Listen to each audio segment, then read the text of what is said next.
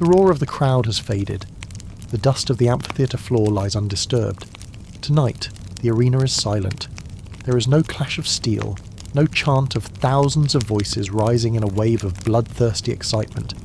Instead, we drift somewhere else, somewhere quieter.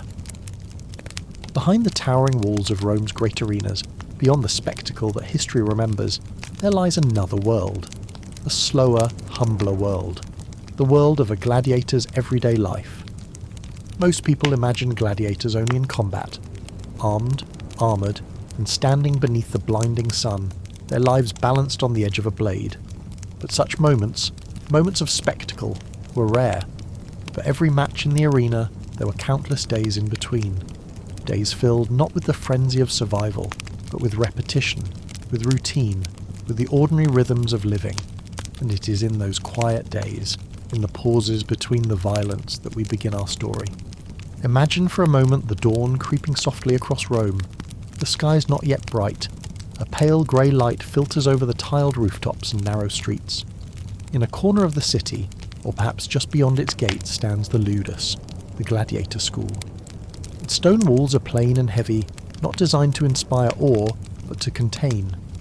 Within them, men of every age and origin sleep side by side on straw pallets, their bodies worn from training, their minds heavy with thoughts of survival. Some were slaves captured in war, dragged from distant homelands they might never see again. Others were criminals, condemned to the arena as punishment. And a few, though fewer than the legend suggest, had chosen this life willingly, chasing the strange allure of fame and the possibility of fortune. The barracks stir slowly, a cough in the darkness, the creak of wooden beams, sandals scrape the floor as men shift in their sleep. The smell of sweat, straw, and faintly of oil lingers in the heavy air. This is no heroic hall. It is a place of discipline and endurance, a place where lives are bound not only by chains, but also by the certainty of tomorrow's training. There is no crowd here, no emperors, no senators in fine robes, no flowers cast into the arena sand. Just the rustle of waking men, the soft groan of stiff muscles stretching after a hard night's rest. This too was a gladiator's life, a quiet morning in the Ludus, when the world outside was just beginning to stir. Soon, the men rise. Some sit in silence, staring into the half-light, gathering themselves for the long day ahead. Others murmur in low voices to companions, perhaps in Latin, perhaps in Greek, Thracian, Gaulish, or dozens of other tongues that filled the empire. Here, languages and cultures mix in a strange, reluctant brotherhood. Rivals in the arena, comrades in the barracks, and then comes the first meal of the day. It is plain, as it always is. Barley porridge, thick and filling, perhaps flavoured with a touch of honey or herbs if fortune is kind. A handful of beans, bread, coarse and heavy. On rare occasions, cheese or dried fruit might appear, small comforts to break the monotony. It is not luxurious, but it is steady. The gladiator's diet was designed not for pleasure but for strength, for building the muscle and stamina required to endure the rigours of training and the occasional demands of combat. The men eat slowly, some with weary silence, others with quiet chatter. For them, this is not a feast, but fuel. Beyond the walls of the Ludus, the city of Rome stirs to its own rhythms, merchants setting up their stalls, bakers pulling bread from hot ovens, children running through narrow streets. But here, behind the arena, life follows a different pattern. The gladiator's world is smaller, more confined. Meals, training, rest. Day after day, a cycle that blurs time until only the moments of combat stand out against the endless routine. To most of the empire, gladiators were larger than life, symbols of strength, courage, and entertainment. But within these walls they were simply men. Men waiting, preparing, living each day as it came, and so, as the morning deepens, the barracks begin to empty. The sun lifts higher over Rome, casting its first warm glow over the training yard. Wooden practice weapons lean against posts, sand glistens faintly with dew, and the hum of discipline fills the air. The lanista, the master of the school, is already watching. Soon the drills will begin. But before the sweat, before the strikes and shouts, there is this moment of stillness. The pause between waking and labour. A moment so ordinary that history seldom remembers it, yet so real that it was the heartbeat of a gladiator's life. This, then, is where our story will linger. Not on the shining swords or the final cries of the defeated, not on the emperors raising their thumbs or the chants of thousands demanding blood. Instead, we will drift with the gladiators in their everyday world. We will walk beside them in the barracks, share their simple meals, feel the rhythm of their training, and rest with them in the quiet hours of the evening. We will see them not as legends, but as men living lives of endurance and routine. Tonight the amphitheatre is empty. Its silence is vast, echoing, waiting. But behind its walls, in the humbler spaces of the Ludus, life goes on, and it is there, in the shadows of the arena, that we will find our story. A story not of death, but of living. Not of spectacle, but of the slow, human hours that fill the days between. So, let us begin. Close your eyes if you wish. Let the noise of the outside world fade. Picture instead the flicker of dawn over stone walls, the rustle of straw as tired men rise, the scent of barley porridge filling the air. Hear the faint murmur of voices in many languages blending into one. Step quietly, for we are entering the hidden world of the gladiator, not in battle, but in rest. Not in glory, but in routine. A world where life behind the arena unfolds in soft rhythms, waiting for us to listen. The first light of morning does not arrive in sudden brilliance, but instead in a gradual easing of shadows. The Ludus, the gladiator school, lies quiet beneath the pale Roman dawn. Stone walls stand cold and still, the air heavy with the lingering stillness of night. Yet, within the barracks, life begins to stir, softly, slowly, with the natural rhythm of men accustomed to long days of discipline.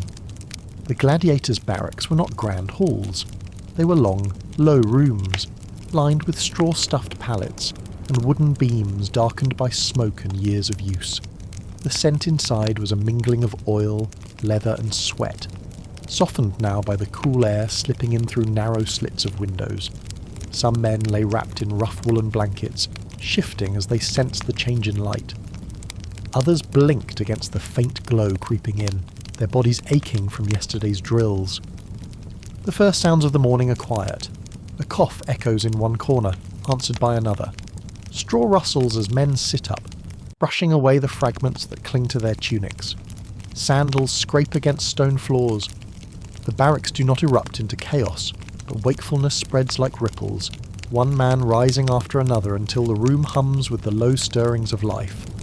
There is no luxury here, no gentle easing into the day. These men are trained for endurance, and their mornings reflect that. Yet still, in these first few moments, a rare softness lingers. Muscles stretch, backs arch, and sighs escape lips unused to silence.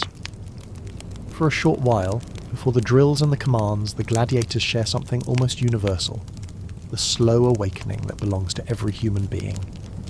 The men who share this space come from many corners of the empire. Their faces bear the features of Gaul and Germania, of Thrace and Numidia, of Greece, Syria, and Rome itself. Some have skin dark as polished bronze, others pale as marble. Their languages differ, their gods are not the same, and many cannot speak more than a few words to each other. Yet here, bound together by circumstance, they form a strange and reluctant brotherhood. Some were dragged here in chains, prisoners of war taken from fallen villages, from burned fields, from ships seized at sea. Others were condemned criminals, men whose lives in the eyes of Rome had been forfeit. A smaller number, though real, had stepped into this life willingly. Free men who sold themselves to the Ludus in hopes of earning fortune, fame, or simply bread to survive. Though their origins are scattered like the provinces of the empire itself, their mornings are shared. Side by side they rise, stretch and prepare for another day that will blend seamlessly into the last. Rivalries exist, of course. Sharp words, jealous glances, old grudges. Yet beneath these tensions lies a strange camaraderie, for no one understands the life of a gladiator better than another gladiator. Soon, the barracks open toward the simple hall where food waits. The meal is plain, yet steady. The pulmentum, a thick barley porridge that is the foundation of their diet. Barley, not wheat. For barley was considered the grain of endurance, filling and strengthening the body for long days of exertion. Beans are mixed in, boiled until soft, their earthy taste mingling with the grain. A loaf of coarse bread rests nearby, its crust darkened from the communal ovens. Occasionally small additions bring variety: dried figs, olives, or a scattering of herbs. Cheese may appear when rations are generous, or a splash of vinegar diluted into water to quench thirst.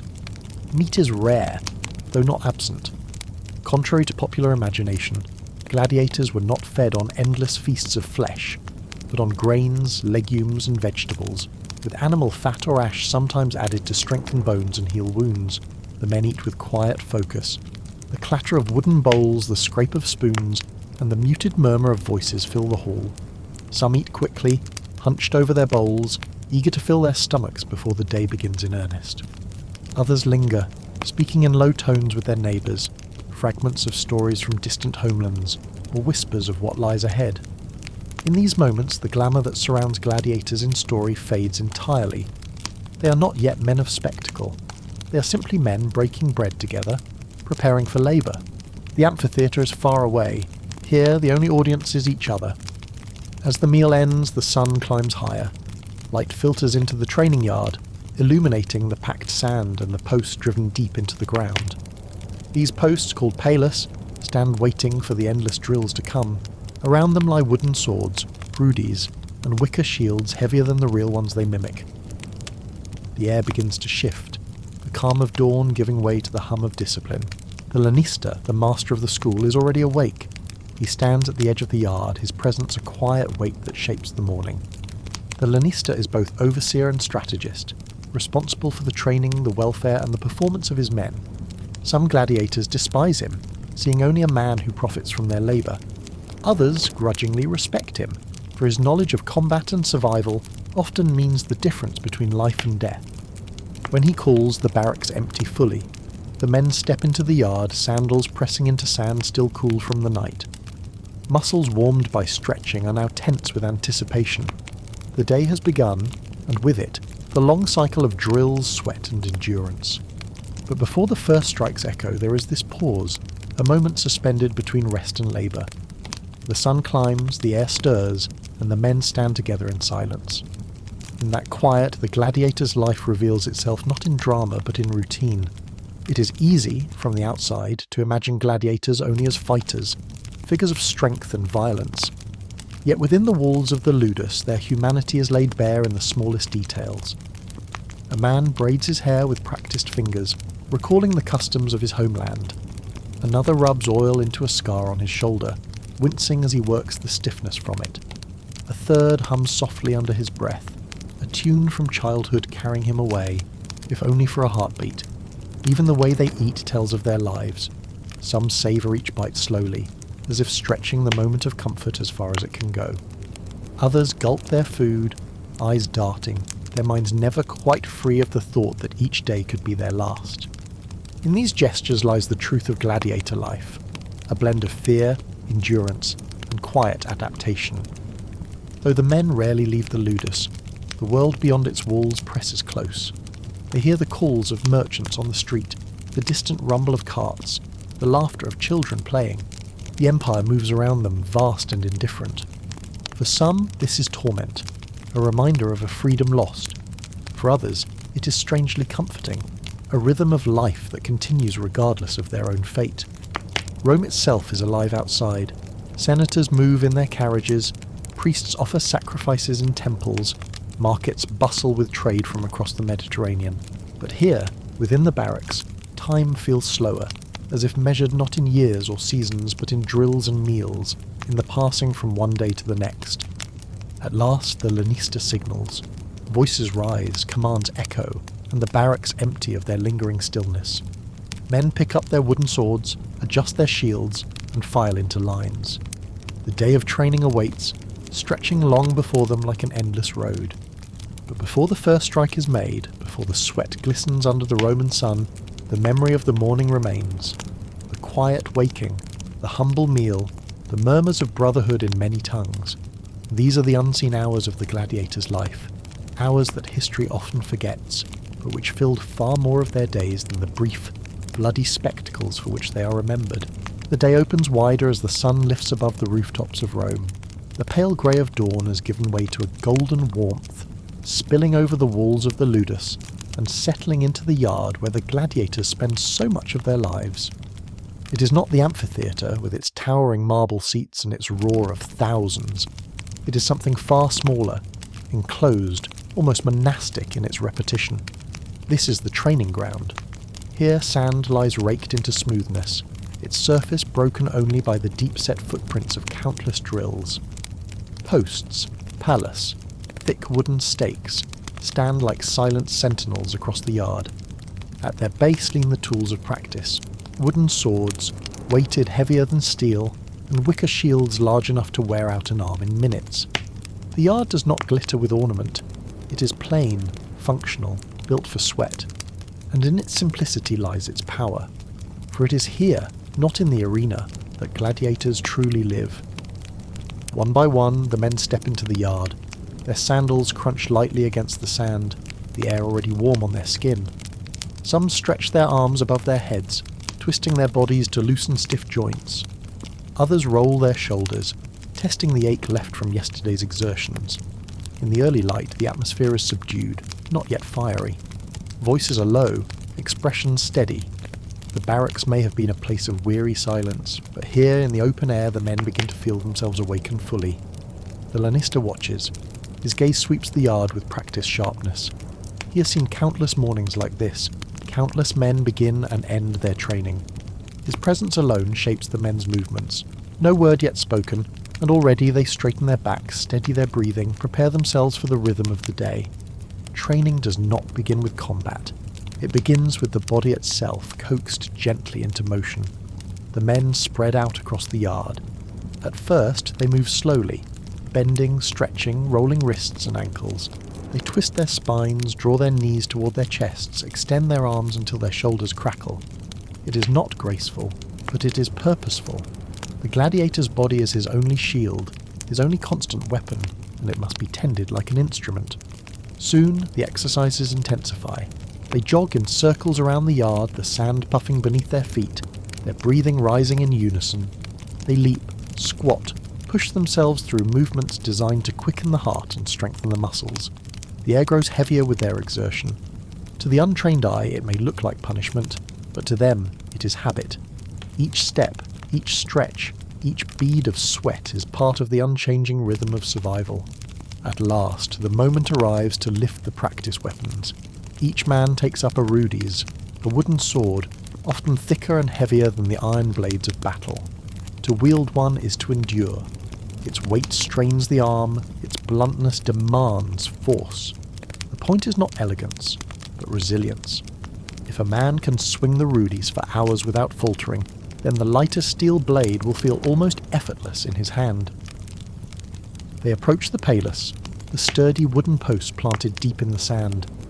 These posts are their first opponents, silent and unyielding. A gladiator strikes at the post, again and again, each blow meant to mimic the rhythms of real combat. Downward cuts, upward thrusts, diagonal slashes, blocks pressed hard against imagined strikes. Dust rises with each movement. The sound of wood hitting wood fills the yard, steady and relentless, like the beating of a drum. There is no cheering crowd here, no emperor watching from on high, only the quiet encouragement of repetition. Strike, block thrust, withdraw. Again and again, until the arms ache, until the sweat runs into the eyes, until the body moves not by thought but by instinct. To an outsider, such drills might seem dull. The same motions repeated endlessly, the same steps traced until the sand is carved with patterns of movement. But to the gladiators, this monotony is a kind of meditation.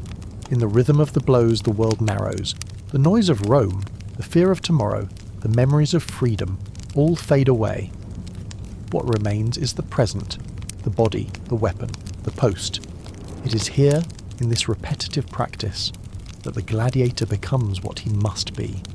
His muscles learn the angles, his reflexes sharpen, his endurance builds, and though his mind may drift, lulled by the rhythm, his body remembers. Day after day, the posts are struck until even in sleep, the motions seem to continue. When the lanista finally speaks, it cuts through the yard like a whip. His commands are sharp, precise. He demands posture, a bent knee, a lowered shoulder, a firmer grip. He steps behind a man and adjusts his stance, forces his arm higher, corrects the angle of his shield. His words are not cruel, but neither are they kind. They are the voice of discipline, shaping each man into something stronger, something sharper. The men obey. They do not grumble, do not resist. They know well that their survival may depend on the correction of a single mistake. A shield held too low, a swing too wide, and the arena will claim them. So they listen. They endure. They allow themselves to be moulded. When the drills against the post are done, the gladiators turn to one another. Pairs form across the yard, each man facing his partner with shield raised, wooden sword in hand. They begin slowly. Strike, block, step back, reset, again. Their movements are deliberate, controlled, designed not to harm but to train. Wooden blades clash against wicker shields with hollow thuds, echoing across the yard. Gradually the pace quickens. Feet shuffle against sand, arms move with sharper intent.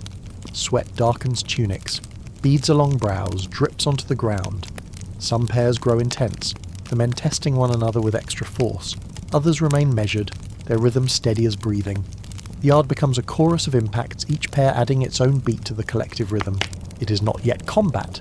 There is no rage, no fear, no desperation. There is only practice, precise and endless. But within that practice lies the seed of survival. As the morning stretches on, the sounds of training weave together, the grunts of exertion, the clash of wood and wicker, the barked commands of the lanista. Over it all lies the steady cadence of breath. Inhale with the raise of the shield, exhale with the strike of the sword, inhale, exhale, a rhythm as old as the body itself. To the gladiators, breath is as vital as the blade. A man who forgets his breathing will tire too soon, his strength fading when he needs it most. So the lanista reminds them, control the breath, pace it, let it flow with the motion. And slowly the yard begins to resemble not a battlefield, but a kind of dance, measured, repetitive, bound to the pulse of lungs and heart. By now the sun is high and the yard is hot. Sand clings to damp skin, shields grow heavy, arms tremble from effort. The men have trained for hours, yet the routine does not yield.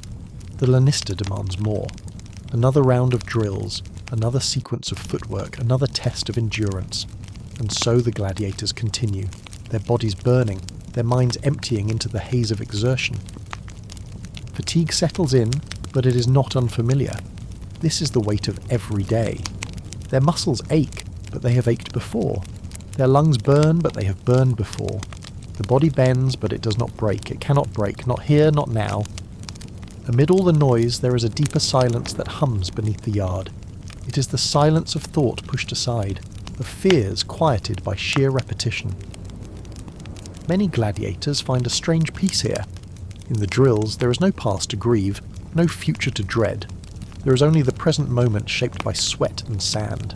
It is in a way a meditation, not of stillness, but of endless motion. A meditation of bodies moving in unison, of weapons rising and falling, of breath sinking with strike. It is in this silence that the gladiator finds endurance, not just of body, but of spirit. At last, when the lanista signals, the drills cease. The men lower their swords, let their shields slip against their sides, and bend forward, hands on knees, catching breath. The yard is quiet, save for the sound of lungs heaving and sweat dripping into sand. The posts stand battered but unbroken, silent witnesses to another morning of labour.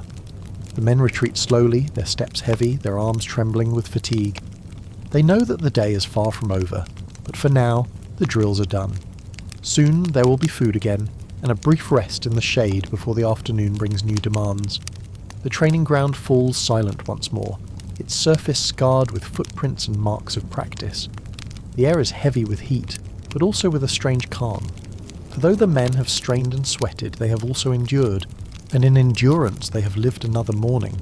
The morning's drills have passed, leaving the training yard hushed once more. The air is heavy now, shimmering faintly beneath the Roman sun. Sand lies scattered with the marks of practice, footprints overlapping in a tapestry of motion. Wooden swords lean against the posts, abandoned for the moment. Men who wielded them retreat, shoulders slumped, arms trembling from strain. The day has reached its middle, and with it comes a pause. Not an end, not freedom, but a small reprieve. For even the harshest regimen must bend to the body's need for rest. The barracks welcome the men back with their shaded walls and familiar stillness. Inside, the air is cooler, touched by the faint draught of narrow windows. Straw rustles as the gladiators settle once more onto their pallets or sit against stone walls. Some strip off sweat-soaked tunics, fanning themselves with rough scraps of cloth. Others simply lie flat, arms spread, chests heaving as they surrender to exhaustion. It is not silence that fills the room, but a softer hum, the cough of a tired throat, the groan of a man easing stiff muscles, low voices exchanging fragments of thought. In this pause, the barracks take on a different life. No longer a place of sleep nor of hurried preparation, but of weary reprieve. Soon the call comes for food. The men gather once more in the dining hall, wooden bowls in hand. The midday meal is much like the morning's, but heavier, intended to restore strength drained by training. Barley porridge again, thicker this time, with beans boiled soft and salted. Bread torn by hand, dipped into the stew-like grain. Perhaps a handful of dried fruit if supplies are kind. Some eat quickly, shoveling mouthfuls with little care, their hunger too sharp for patience. Others linger, savouring each bite as though stretching the comfort it offers. The meal is plain, yet steady. It carries no variety, no extravagance, but it nourishes. And for men who must endure tomorrow as much as today, nourishment is enough. The hall buzzes with voices. Men murmur in many tongues. Their words a patchwork of languages. Some speak Latin, the language of their captors. Others cling to the sounds of their homelands, the lilting syllables of Greek, the guttural tones of Gaul, the sharp consonants of Thrace. Not all understand one another, but gestures and fragments suffice. In this strange chorus, cultures mingle, bound by circumstance more than choice. After eating, the men drift back into the shaded corners of the barracks and courtyards. Here begins the quieter ritual of tending to bodies worn by labour. Oils are brought out, stored in simple clay jars. Thick, fragrant liquids, often olive oil, are poured into hands and rubbed onto tired skin. Muscles are kneaded, shoulders pressed, scars softened with gentle circles. This is no luxury. It is necessity. The gladiator's body is his survival, and to neglect it is to invite pain or death. So they help one another, rubbing oil into hard-to-reach places, binding wounds with linen strips, applying poultices of herbs provided by the school's physicians. The physicians of the Ludus are not healers of comfort, but of function. They tend injuries with practised hands, their goal not to restore joy, but to restore use. Bones are set, cut, stitched, bruises treated with poultices of vinegar and clay. Their work is steady, clinical, often painful, but necessary. For in the arena, weakness is fatal. The barracks hum with this quiet labour. The smell of oil mingles with that of sweat and straw. The sound of hands pressing into sore flesh, of linen tearing into strips, of men sighing as knots are worked free, all create a rhythm of recovery as real as any drill. In the stillness of midday, conversations unfold. Some men speak of home, describing fields and rivers, villages and families left behind. Their words are painted with longing, their voices carrying the weight of memory. Others avoid the past entirely, speaking instead of the present. The drills, the meals, the lanista's commands. A few laugh, trading jests or teasing one another with sharp but friendly words. For many, these conversations are survival itself. They tether the men to something beyond the yard and the barracks, reminding them of lives that exist outside these walls. Even laughter, rare and fleeting, becomes a form of resistance, proof that they remain human in a world designed to strip them of identity. And yet, silence also has its place. Some men sit alone, staring into the dim air, lost in thought. Their minds wander to questions they may never voice. Will they see another year? Another month? Will their names be remembered? Or will they fade into the sand of the arena floor? Despite rivalries and grudges, the bonds of shared experience weave through the group. One man offers bread to another who finished his too quickly. Another adjusts a bandage on his comrade's arm. A third hums a tune softly, and a few voices join in, low and uncertain, until the melody drifts through the hall like a faint breeze. These small moments, an offered smile, a quiet jest, a shared song, carry more weight than they seem. They remind the men that though they are trapped in this place, though their fates may be cruel, they are not alone. They live among brothers of circumstance, bound by the same routines, the same struggles, the same fragile humanity. Even as they rest, the outside world presses close. Through the narrow windows, the sounds of Rome drift in, the cries of merchants selling fruit and cloth, the rattle of carts over stone streets, the bark of dogs, the laughter of children. To some gladiators, these sounds are torment, reminders of a freedom denied. To others, they are strangely soothing, a lullaby of a city alive, steady, indifferent. The gladiators rarely see that world. Their realm is smaller, enclosed, but the sounds reach them all the same. In rest, they are reminded of the vastness of the empire, of the countless lives continuing beyond these walls. As the afternoon lengthens, the men sink deeper into rest. Some lie on their pallets, eyes closed, not fully asleep but drifting. Others lean against the walls, arms folded, thoughts wandering. This is a time when reflection often comes, uninvited yet unavoidable. They reflect on the past, villages burned, families scattered, choices made or forced. They reflect on the present, the weight of training, the bonds of camaraderie, the steady rhythm of life in the Ludus. And they reflect on the future, though cautiously. For the future in this world is uncertain, bound to the whims of lannistas, patrons and crowds. Some dream of freedom, of earning the wooden sword of release, the rudies, that marks a gladiator's discharge. Others dream simply of survival, of enduring one more day, one more meal, one more sunrise. And some refuse to dream at all, choosing instead to surrender fully to the present moment, where only rest exists. Slowly the stillness begins to shift. The sun dips lower, shadows lengthen across the barracks floor. The lannista's voice calls once more, summoning the men from their reprieve. Rest is over. The day must continue. The gladiators rise, some reluctantly, others with steady acceptance. They brush straw from their tunics, stretch their limbs once more, and prepare to return to the yard.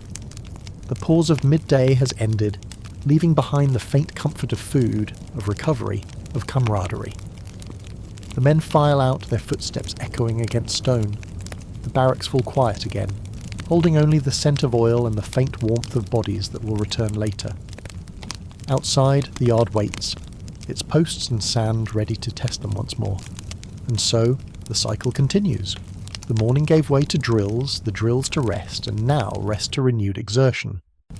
For this is the rhythm of the gladiator's life. Not battle, not spectacle, but repetition. Training, eating, resting, training again. It is a rhythm that wears on the body, yes, but also sustains it. As the men step once more into the light of the yard, their bodies marked by fatigue yet renewed by food and rest, the hum of discipline rises again. Wooden swords will strike, shields will lift, and sweat will fall into sand. The pause is over, the day moves on, the sun lowers gently toward the western horizon, though its heat still lingers over Rome. In the training yard the drills have begun to slow. The lannista's voice, once sharp and commanding, grows less frequent as the men's bodies near exhaustion. The sand beneath their feet is scored with countless prints, each a record of the day's effort. Shields sag slightly. Blows of wooden swords ring less forcefully than in the morning. Yet still, they continue, driven more by habit than by strength. At last a signal comes, sharp and clear. The men lower their arms, draw long breaths, and stand in the stillness of release. The day's hardest training is over. The gladiators gather their weapons, lean them once more against the posts, and file back toward the barracks. Shoulders droop, steps are heavy, but there is relief in the air. For though the drills were long, they are not endless. And with their ending comes something rare, time to themselves, however small. Back in the barracks, the air is cooler. The walls seem almost welcoming after the heat of the yard. Men drop onto pallets, their limbs trembling, their breath slowing into long sighs. Some splash water onto their faces from clay jugs. Others sit in silence, staring at the floor, the day's labour still echoing in their muscles. It is in these hours that bonds deepen, not in the yard where discipline rules, but here, in the quieter shadows of rest. The gladiators, though rivals in theory, share the same walls, the same food, the same burdens. Their lives are threaded together by circumstance, and in that weaving, brotherhood takes shape. One of the most striking rituals of this time is the tending of wounds. The yard leaves marks, blisters rubbed raw by wooden hilts, bruises from shield strikes, cuts opened by rough edges. Left alone, such injuries fester. Tended, they fade. So the men turn to one another. Oils are fetched once more, poured into rough hands. Thick golden olive oil glistens in the dim light as it is rubbed into sore arms, shoulders and backs. Fingers press into knots of muscle, kneading out the pain. Some grunt softly as the pressure digs deep, but the relief that follows is real. Bandages are wrapped around sprains, salves of vinegar and herbs smeared over bruises. It is an intimacy born of necessity. Few can reach their own shoulders or bind their own ribs. To heal, they must trust their fellows. In these exchanges, enmity fades. A man who struck you too hard in training may now be the one binding your wound. A rival in the arena may be the one rubbing oil into your aching arm. Survival here is not only a matter of strength, but of shared care. At the edge of the barracks, the school's physician works steadily. His tools are simple but effective. Bronze scalpels, needles of bone, clay jars filled with ointments.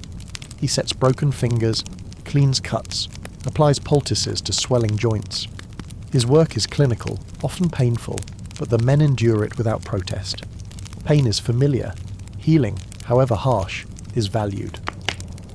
The physician does not work alone. Gladiators assist him, holding limbs steady, preparing bandages, grinding herbs into paste. In this way, the process itself becomes communal. The men are reminded that their bodies are not only their own, but part of the unit that sustains the Ludus. If one falters, the others fill the gap. Once wounds are tended and the ache of the day begins to soften, conversations spark. They begin in low voices, at first just a murmur in the dim air. Then they spread, weaving through the barracks like smoke. Stories flow most often from memory. A man from Thrace describes the forests of his homeland, tall trees stretching toward endless skies.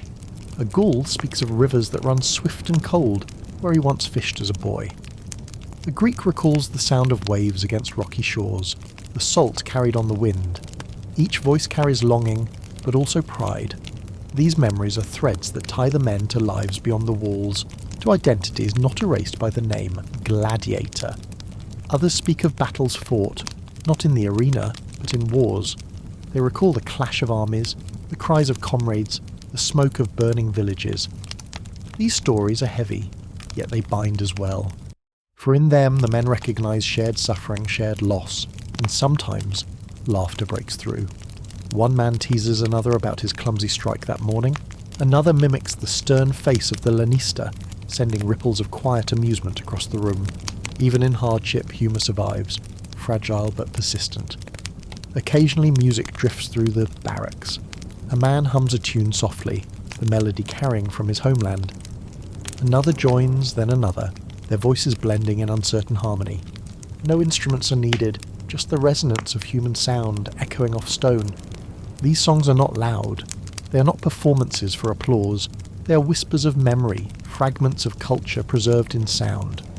For a moment, the barracks become more than a place of confinement. They become a gathering hall, a place where identity can still breathe. Brotherhood does not mean the absence of rivalry.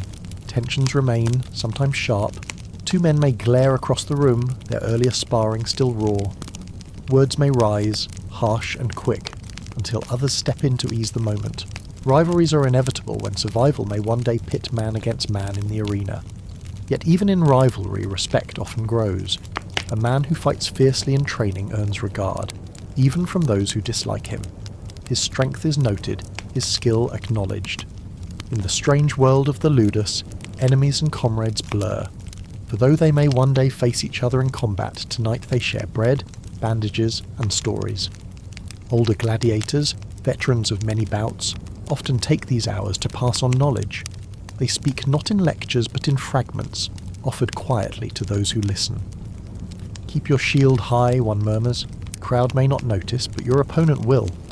Don't waste energy on flourishes, says another. Strike clean. Live longer. These lessons are not written, not formal. They are passed from mouth to ear, generation to generation within the barracks. In them lies the practical wisdom of survival. knowledge that cannot be taught by drills alone. As the evening shadows stretch, the bonds among the gladiators feel almost familial. They are not blood brothers, but brothers of circumstance, of shared hardship. The warmth of companionship glows faintly in the barracks, fragile yet real. A loaf of bread is split in two, shared between men who spoke little before. A bandage is adjusted gently by one hand on another's arm. A song drifts and fades, leaving silence touched by memory. These moments will not erase the cruelty of their lives, but they offer something vital, a reminder that even within walls of discipline and chains, humanity survives. Slowly the barracks quiet again. Voices fade, songs end, men settle back onto their pallets. Some whisper a final thought to the man beside them. Others close their eyes, surrendering to exhaustion. The lanterns burn low, their light flickering against stone. Shadows deepen, weaving across the walls. The air grows still, heavy with the scent of oil and straw. Beyond the barracks, the city of Rome hums with evening life, but here, inside, the rhythm slows. The bonds forged in this day, the tending of wounds, the sharing of stories, the brief ripples of laughter, remain. They are carried into sleep, into dreams, into the endless cycle of days. Tomorrow the drills will return, the Lannister's voice will command, the sweat will fall into sand once more. But tonight they rest together, not as isolated men, but as a strange kind of family. In the end, it is not the arena that sustains the gladiator. It is not the roar of the crowd or the favour of emperors. It is these moments, the quiet healing, the shared bread, the laughter in shadows, that carry them through. For a gladiator lives not only for the spectacle, but for the bonds formed behind the arena. In these bonds lies strength. In them lies endurance. In them, the humanity of men is preserved against the weight of chains and the certainty of fate. The day draws down. The light that once poured hot and golden into the training yard now softens into amber, then into a muted grey as the sun sinks behind the walls of Rome. Long shadows stretch across the barracks floor. The shouts of the Lannister have faded, the drills are over, and the wooden swords rest where they lean, silent against the posts. For the gladiators, evening is not freedom, but it is release. The weight of the day's training has lifted. The sweat has dried.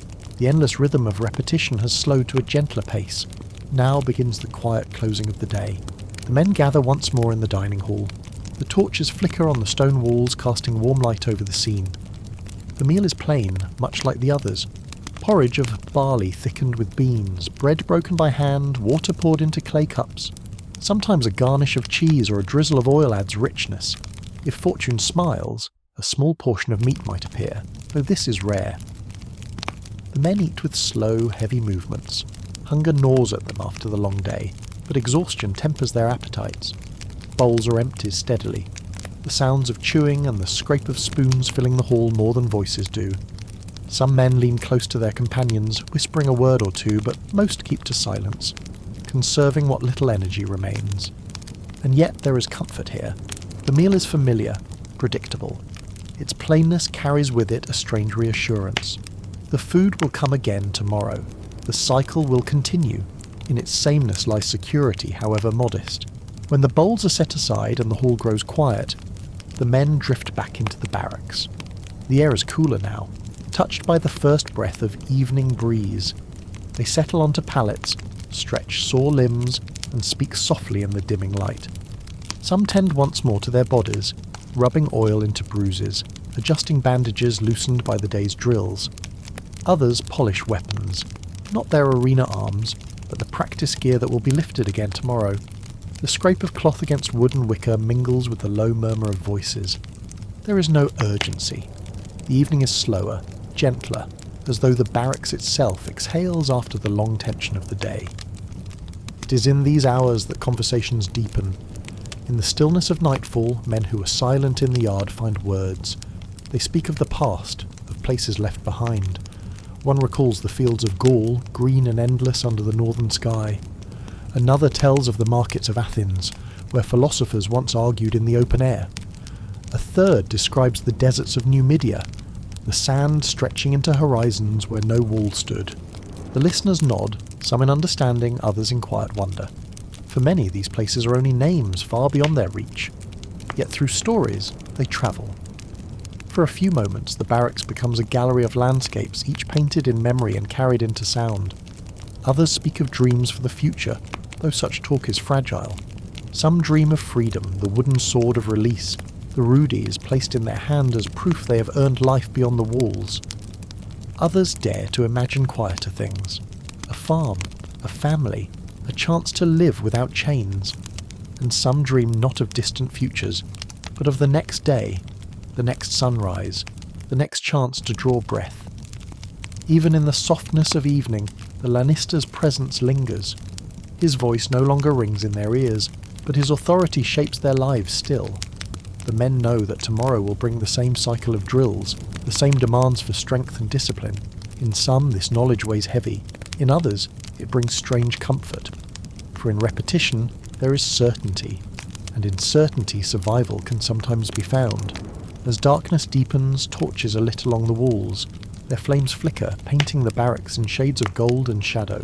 The light dances across the men's faces, softening their scars, glinting in tired eyes. It is not the brilliance of day, nor the grandeur of the amphitheatre's staged lighting. It is humble fire, quiet and practical. Yet in its glow, the barracks take on a warmth that feels almost like home. Some men gather near the torches, sitting cross-legged on the floor. They share small pieces of bread saved from the meal, or pass a skin of watered wine between them. Laughter stirs here and there, subdued but real. For a short while the hardships of the day seem distant, softened by the flicker of firelight and the closeness of companions. Beyond the barracks, Rome itself hums with life. The clatter of carts, the voices of merchants packing their stalls, the distant cry of revellers echo faintly through the night air. But inside, the sounds are softer. The barracks fill with whispers, with the rustle of blankets, with the sighs of men easing into rest. This silence is not empty. It is full of presence, of the shared knowledge that each man is here beside the other. It is a silence that comforts, a reminder that in this strange brotherhood, no one sleeps entirely alone. Each man has his own way of closing the day. One may trace a symbol of his homeland in the dust before lying down. Another murmurs a prayer to distant gods, words carried softly into the air. Some polish a token kept hidden in the folds of their clothing. A small charm, a carved bone, a fragment of cloth. Others simply fold themselves into the straw and close their eyes, too tired for ritual or thought. These small acts are threads of individuality, reminders that beneath the label of gladiator lies a human being, still clinging to the fragments of identity. Gradually, the barracks darken further. Torches are extinguished one by one, their smoke curling into the rafters. The glow fades, leaving only the faintest shimmer of moonlight slipping through the narrow windows. The air cools, settling heavy with the scent of oil, straw, and weary bodies. The men lie still now, their breathing slow and even. A cough echoes, then fades. The rustle of a shifting blanket stirs the quiet, then falls back into silence. Sleep does not come instantly. It drifts, like a tide, washing over one man, then another, until the room is hushed. In sleep the gladiators dream. Some dream of freedom, of open fields, of families longed for. Others dream of the arena, of the roar of the crowd, of the blinding sun on sand. A few dream of nothing at all, their minds emptied by exhaustion. Dreams here are fragile, easily lost, but they are theirs. And so, the night deepens. The barracks hold its silence, the men held in the stillness of rest. Tomorrow will come with its drills, its sweat, its discipline. The cycle will begin again. But tonight, the cycle is paused.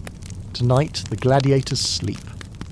The amphitheatre stands quiet in the distance, its vast seats empty, its sand undisturbed. Rome hums beyond, vast and indifferent. Yet within the walls of the Ludus, life continues in its smaller rhythm. Meals, training, rest, camaraderie, sleep. It is not glory that sustains these men, nor the promise of fame. It is endurance, routine, and the fragile bonds formed in shadow. As the final torch sputters and the barracks lies dark, the day closes fully. The gladiators breathe together in the quiet, their lives held in suspension between today and tomorrow. The arena will call again, but not tonight. Tonight belongs to stillness, to recovery, to the fragile peace found in the silence of the Ludus. The day has ended. The torches are dark, the barracks are hushed, and the gladiators lie in their beds of straw, their breathing slow, their bodies stilled by exhaustion. Outside, the streets of Rome murmur faintly, but here, behind the arena walls, silence reigns. It is a silence unlike the one that fills the amphitheatre when the crowd waits for the signal to begin. This silence is softer, steadier, born not of anticipation, but of rest. The arena, vast and echoing, lies empty tonight. No blades clash, no voices rise in unison. Only the moonlight drapes across the sand, cold and silver, like a shroud of calm. And beyond the amphitheatre, within the Ludus, life folds into itself. The men who will one day fight are now simply men who sleep. Their weapons lean against the walls, their armour lies untouched, their bodies surrender to the stillness of night. As we draw back from this day, what remains is not spectacle, but rhythm. The quiet rhythm of waking in dawn's grey light. The steady rhythm of drills, of wooden swords against posts, of breath flowing in and out. The gentle rhythm of meals shared in silence, of wounds tended, of stories whispered in shade. And finally, the deepest rhythm of all, the slow, collective breathing of men at rest, carrying them through the night toward another morning. This rhythm is the truth of gladiator life, far more enduring than the fleeting roar of the crowd. For though history remembers the arena, the emperor's gesture, the outcome of the fight, it is these unseen hours that shape the men who stood there. Hours of discipline, hours of recovery, hours of companionship and endurance. It is easy to imagine gladiators as figures of legend, larger than life, caught in the eternal moment of combat. But behind the legend lies humanity. Men who woke each morning with sore muscles. Men who ate barley and beans, who rubbed oil into their tired limbs, who whispered songs from homelands far away. Men who laughed quietly in the torchlight, who shared bread and bandages, who dreamed however faintly of freedom. These were not statues carved of marble. They were not myths come alive. They were human beings, living within walls, enduring the repetition of days, finding in small bonds the strength to continue. Picture again the amphitheatre at night. The stone arches rise above the city, grand and silent. The sand lies smooth, untouched since the last contest. The gates stand closed, the corridors dark. There is no roar, no chant, no final cry. Only the wind moves, whispering softly against the walls. This is the arena most often unseen, the arena in stillness, when the world forgets it for a time. And it is in this stillness that the gladiator's truest life continues. For the battles may be rare, but the days in between are many. And it is those days, with their rhythm of labour and rest, that shaped the men behind the spectacle. And so, our story closes here, not in the chaos of combat, but in the peace of night. The men sleep, their breath steady, their dreams drifting like smoke. Tomorrow will bring drills again. Tomorrow will bring the lanista's voice, the weight of wooden swords, the ache of repetition. But tonight, there is nothing but silence. Let that silence be yours as well. Let the noise of the day fall away, leaving only the slow rhythm of your own breath. Imagine the barracks quiet, the torches dark, the city humming faintly in the distance. Imagine the gladiators sleeping, their day behind them, their tomorrow not yet begun. Here, in this pause, the world is still. Here, in this pause, you may rest too.